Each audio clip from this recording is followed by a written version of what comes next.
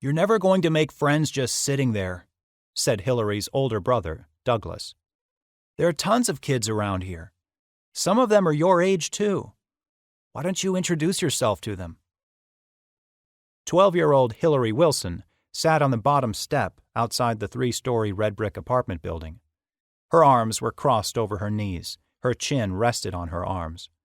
Her wavy brown hair was pulled back with a blue clip, with several loosened strands hanging in her face, tickling her nose like little spider legs. Every few seconds she swiped at them, but they just fell back down across her nose. "I just don't want to," she said. "So quit talking about it." Douglas, a 17-year-old boy of medium height and light brown hair, shook his head and smiled. "Believe me, I know you miss Sherry. You two were best friends. But she's back in Pennsylvania, and we're here in Illinois. There isn't much we can do about that. So why don't you look for a new best friend?" Hilary glanced up at her brother. The sun was shining from behind him, and she had to squint. Behind Douglas, beyond the parking lot of the apartment complex, traffic roared by on wide, busy Archer Road. "You think it's that easy?" she asked.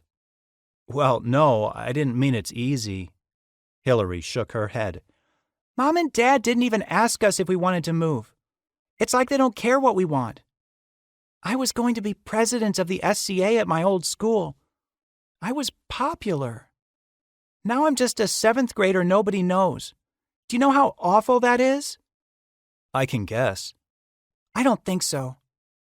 "Hilary," said Douglas with a sympathetic smile, "everybody has changes in their lives.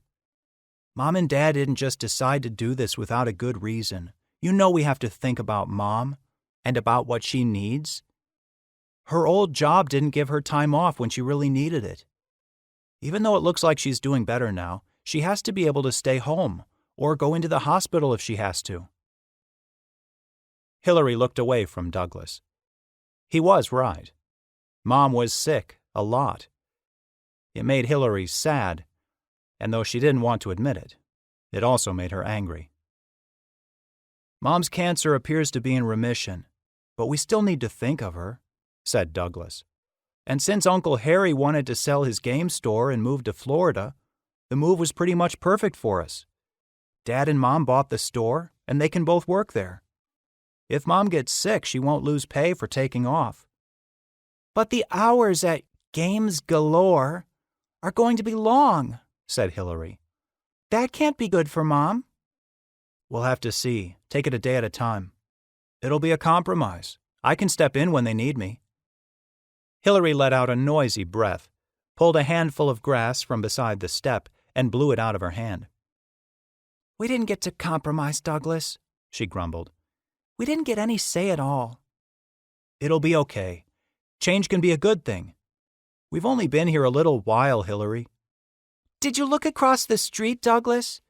We live across from a cemetery. Resurrection Cemetery. How creepy is that?" "Hilary, just cut it out," Douglas began. "I don't want to live here. I don't know anybody, and nobody knows me." Douglas looked over his shoulder to the parking lot, where his new friend, Brian, sat in his car, the engine running. "Listen," Douglas said, looking back at Hilary, "you can't have friends unless you make them. Friends don't just fall out of the sky and drop into your lap. Remember one of Mom's favorite sayings? To have friends, you have to be a friend." Hilary scowled. "I have to go with Brian now." "Sure, fine, go on." "Why don't you check out the apartment playground?" Douglas said.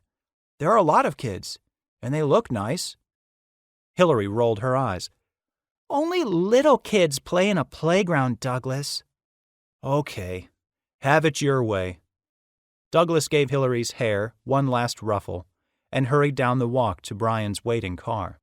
He waved, hopped in, and the two pulled out of the lot onto Archer Road. "I'm not a little kid anymore, Douglas, in case you didn't notice," Hilary called out to the car as it disappeared up the street.